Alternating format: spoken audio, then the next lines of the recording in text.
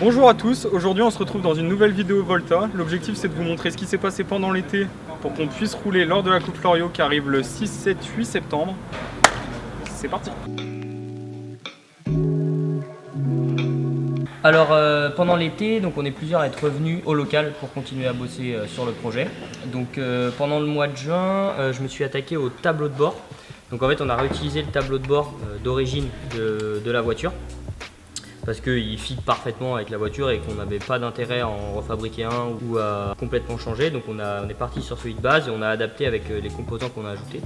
Donc ici on a le dash qui est somme toute un dash assez classique pour une voiture de course, sauf que nous il nous a été fourni par un partenaire et on a pu entièrement le programmer avec les données qu'on souhaitait. Donc on a dû fabriquer un petit support et découper une partie du tableau de bord. À ça ici on a ajouté une petite prise pour venir se brancher et pouvoir directement modifier les données du dash sur circuit ou même quand on est encore à l'atelier. Ensuite ici on a la console centrale donc, qui est en deux parties. On a ici sur la partie haute le CAN keypad. Donc ça c'est entre guillemets le boîtier de commande général de la voiture. C'est ce qui nous permet de démarrer la voiture, de mettre les clignotants, les warnings et de choisir aussi le mode d'avancement entre guillemets de la voiture. Donc soit avancer, le neutre ou reculer. Ici on a un espace qui est pour le moment vide mais où il y aura plus tard des LED FIA. C'est comme ça qu'on les a appelés, qui permettent en fait de dire au pilote et à l'environnement extérieur l'état entre guillemets de la voiture, l'état électrique, c'est à dire que si elle est en tension, s'il y a un risque électrique ou pas. Et ensuite dans la partie basse on a deux coupe-circuits, donc un premier coupe-circuit mécanique et un deuxième coupe-circuit électronique. Ça c'est des sécurités qu'on a choisi d'implémenter dans la voiture pour protéger le pilote et les membres de l'équipe qui travailleront sur la voiture. Pour la deuxième partie du tableau de bord, ici on a deux prises, donc une prise UTC qui permet de se connecter au PDM. Donc le PDM c'est ce qui redirige en fait le courant sur tous les petits éléments de la voiture, donc notamment les phares, les essuie-glaces, etc. Enfin toutes ces petites choses, c'est via ça qu'on distribue l'énergie. Et ensuite on a une prise Ethernet qui elle permet de se connecter au VCU. Donc le VCU c'est l'ordinateur de bord en fait de la voiture et avec lui on contrôle plutôt tout ce qui est moteur et gestion batterie, moteur, etc. Donc voilà pour ce qui est du tableau de bord. Donc c'était une belle avancée et ça fait plaisir parce que c'est quelque chose qu'on voit vraiment dans la voiture. Genre quand c'est installé, on voit vraiment que ça devient une voiture de course et que ça avance. Donc c'est un petit plaisir quand même d'avoir terminé ça. Bon, comme vous pouvez le voir, on a beaucoup agrandi le faisceau depuis la dernière fois. Il n'y avait que quelques câbles sur la dernière vidéo. Et maintenant, on a quasi l'entièreté du faisceau. Il ne nous reste plus qu'à rajouter 2-3 petits câbles pour certains composants et le gainer avant de le remettre dans la caisse. Le faisceau est fonctionnel sur la table, donc ça nous permet de tester en dehors de la caisse pour que ceux de la partie caisson puissent faire leurs avancées, meuler, disquer tout ce qu'ils veulent dans la voiture sans nous gêner.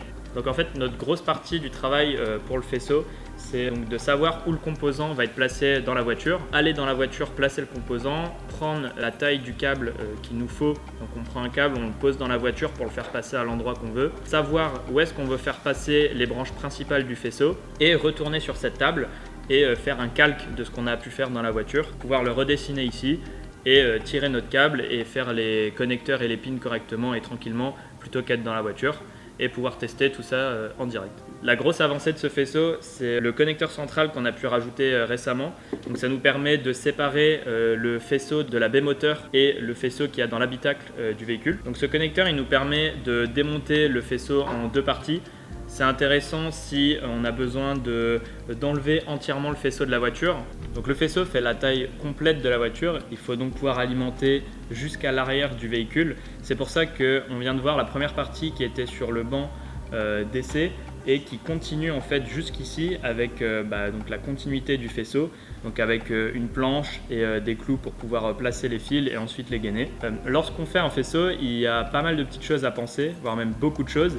Et il faut penser aussi à ceux qui vont l'installer dans la voiture parce que ça ne sera pas forcément celui qui l'a créé. Pour cela, on fait donc ce qu'on appelle des poka-yoke. Donc on peut par exemple utiliser des moyens physiques basés sur les connecteurs pour éviter des erreurs de branchement ou plein d'autres petites astuces qu'on pourra vous présenter dans une prochaine vidéo.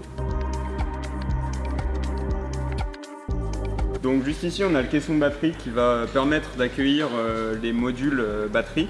Donc il a été entièrement conçu par nous et soudé aussi également par Louis. Donc ce caisson batterie, toutes les tôles elles ont été découpées par Vendée Laser, notre partenaire, et Louis les a soudées ces derniers jours. Ça accueille les batteries, mais aussi les composants électroniques qui permettent la gestion, donc avec toutes les BMS, etc., que vous pouvez voir juste ici. Donc le BMS, il sert à gérer toutes les batteries en sécurité. Techniquement, on pourrait utiliser toutes ces batteries sans BMS, mais ça engendrerait des risques beaucoup trop grands. C'est pour ça qu'on a ces BMS pour piloter les batteries et les couper si on a un trop grand risque, pour les garder dans un état sûr. L'étape après la coupe Florio, ça sera pour l'instant en dessous de ce caisson, on a juste une plaque en aluminium, et après la coupe Florio, donc ça sera le refroidissement qui viendra sous les batteries, et donc on remplacera cette plaque en aluminium par une plaque de refroidissement qu'on va devoir concevoir nous-mêmes et faire usiner avec un partenaire. Merci à tous d'avoir regardé cette vidéo, on espère qu'elle vous aura plu. Venez nous voir très nombreux le 8 septembre à la Coupe Florio pour la montée historique, sans oublier forcément le concours d'élégance le 6 septembre et le rallye touristique le 7. Si vous voulez suivre la fin de la préparation de la voiture pour la Coupe Florio, ça se passe sur le Instagram, et en plus de ça on vous prépare un petit vlog qui fera un petit récapitulatif des 10 derniers jours avant la Coupe Florio. Il est en préparation et c'est vraiment sympa. Encore une fois, merci de nous avoir regardés, venez nombreux lors de la Coupe Florio, on compte sur vous, c'est très important. A plus, bisous, ciao.